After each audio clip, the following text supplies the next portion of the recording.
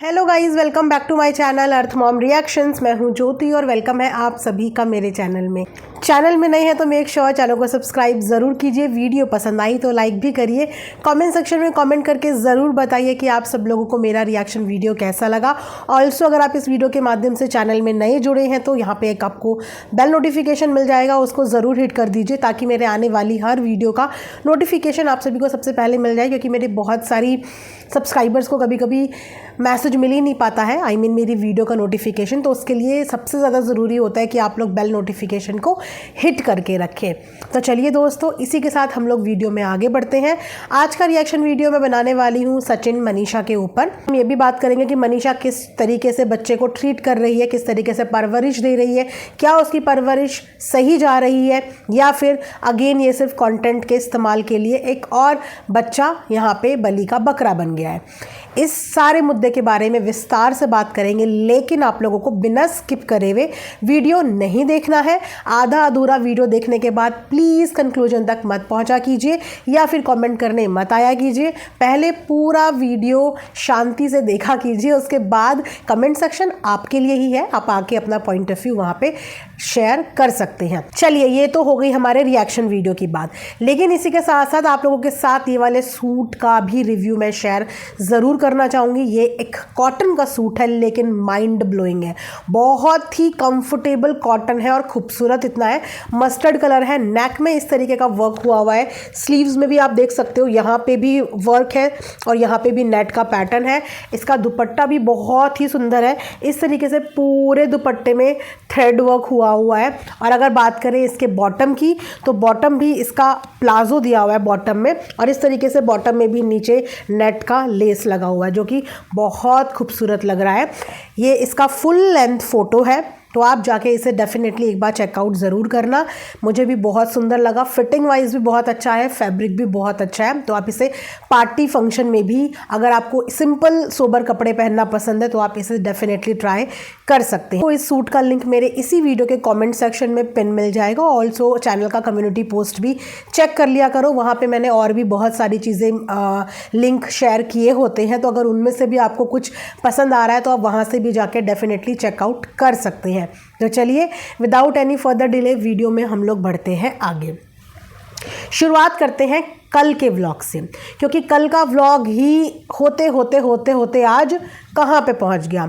तो कल का एक व्लॉग मैंने देखा था, और मैंने एक्चुअली में 2 ही व्लॉग देखे हैं। एक देखा है मैंने कल वाला व्लॉग, और एक देखा है मैंने जस्ट अभी डिट्टो रानी का व्लॉग। तो जो देखा है उन्हीं 2 व्लॉग के बेस पे मैं यहाँ पे अपना रिव्यू शेयर करूँगी आप सबके साथ। तो शुरुआत करते हैं सचिन के सी ऑफ वाले व्लॉग से। कितने लोगों ने वो वाला व्लॉग देखा है जहाँ पे सचिन अंबाला से निकल रहे हैं और छोटा बच्चा और मनीषा उनको सी ऑफ कर रहे हैं? कितने लोगों ने वो व्लॉग देखा है, सबसे पहले मुझे कमेंट सेक्शन में बताना, ठीक है। अब शुरू करते हैं उस व्लॉग पर रिव्यू। जिस वक्त पे सचिन जा रहा था, अक्सर हमने देखा है कि जब जब सचिन अंबाला से जाते हैं 2-4 दिन के लिए, तो मनीषा हमेशा इमोशनल होती है। ये अभी तक तो मुझे लगता है कि यूट्यूब में बच्चों को भी पता चल गया होगा कि मनीषा की ज़िंदगी में जो सबसे अहम भूमिका प्ले करता है उसकी ज़िंदगी की, वो है सचिन। उसकी ज़िंदगी शुरू सचिन से होती है और ख़त्म भी सचिन पे हो जाती है, मतलब पूरी की पूरी खुशियाँ ही उसकी सचिन में है। तो अब जब सचिन मनीषा को छोड़ के 1, 2 या 3 दिन, कितने भी दिन के लिए जाता हो, वो उसको सी ऑफ करते हुए हमेशा इमोशनल होती है। लेकिन ये पहली बार थी कि वो इमोशनल नहीं, वो हंस हंस के सचिन को सी ऑफ कर रही थी। और इसके पीछे रीज़न क्या था कि उनके साथ था एक बच्चा जो ऑलरेडी इमोशनल हो रहा था, जो ऑलरेडी रो रहा था। और जब बच्चा ऑलरेडी रो रहा था तो उस बच्चे को थोड़ा सा काम डाउन करने के लिए, माहौल को थोड़ा लाइट अप करने के लिए मनीषा और सचिन वहाँ पे फ़न कर रहे थे, फ़न क्रिएट कर रहे थे, हैप्पी मोमेंट क्रिएट कर रहे थे, ताकि उस बच्चे का जो मन इस समय पे थोड़ा सा इमोशनल हुआ है वो गियर अप हो जाए, बच्चा चिल हो जाए। आपने देखा होगा कि बच्चा सचिन के साथ इतने कम दिनों में कितना ज़्यादा कनेक्ट हो गया है। और ये कनेक्शन किसी का किसी से पता है कब होता है? जब इंसान को उस शख्स से प्यार मिल रहा होता है। अब बच्चे भगवान का रूप होते हैं, उनके अंदर छल कपट ये सब चीज़ें नहीं होती। वो जहाँ प्यार देखते हैं जहाँ कंफर्ट देखते हैं वो वहाँ से इमोशनली अटैच हो जाते हैं। आप डेफिनेटली इस बात को मानेंगे।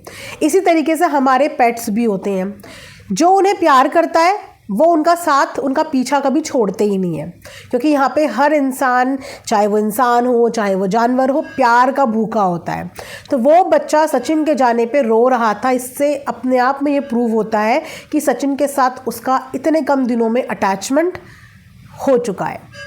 सचिन की तरफ से उसको इतना प्यार मिल रहा है, इतना अपनापन मिल रहा है कि उसके जाते हुए वो रो रहा है। और जब वो रो रहा है तो एक गार्जियन होने के नाते वो दोनों ने उस मूवमेंट को स्ट्रांगली, हैप्पीली हैंडल किया ताकि बच्चा ज़्यादा परेशान ना हो।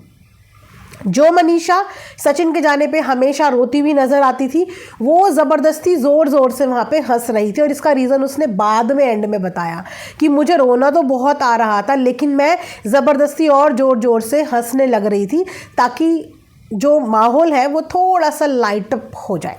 ठीक है, तो यहाँ पे वो अपनी तरफ से पूरा कोशिश कर रहे हैं। देखिए, बच्चों का पालन पोषण करना आसान नहीं होता और सीखना भी आसान नहीं होता।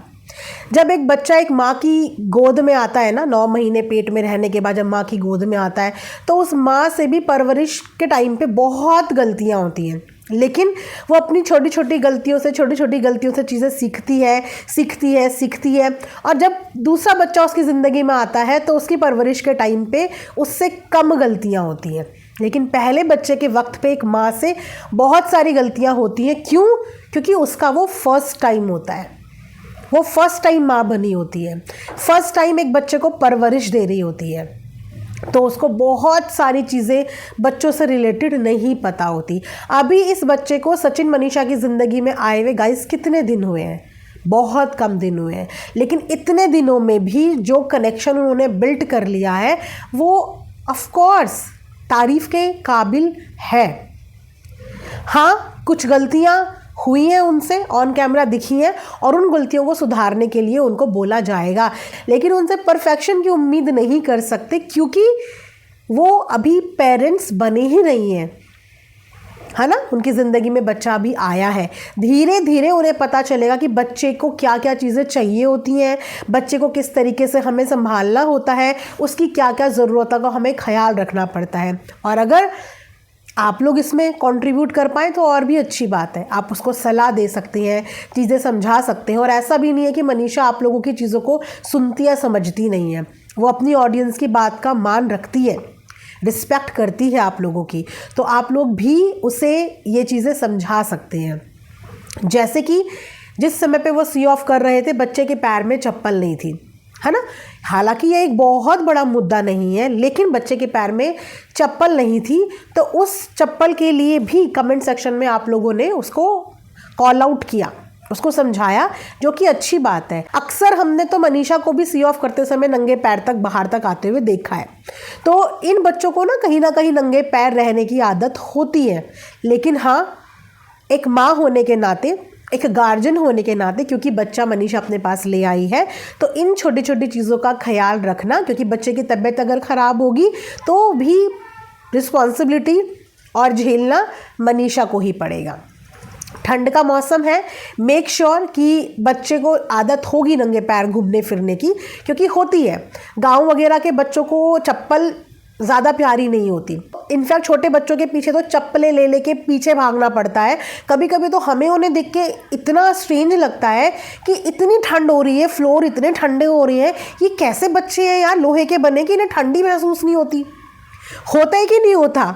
ये बात मेरी हर एक पेरेंट रिलेट कर पाएगा कि कभी कभी हमें जब बच्चों के पीछे भागना पड़ता है तो हम यही बोलते हैं कि बेटा ठंड वंड महसूस नहीं होती, ना तो कैप पहनेंगे ना ग्लव्स पहनेंगे, उनका बस चले तो वो स्वेटर जैकेट सब खोल के रख देंगे, पता नहीं उन्हें ठंड नहीं लगती, क्योंकि बच्चे एक्टिविटीज़ इतनी करते रहते हैं, इन्वॉल्व इतना रहते हैं कि उनकी बॉडी वार्म रहती है।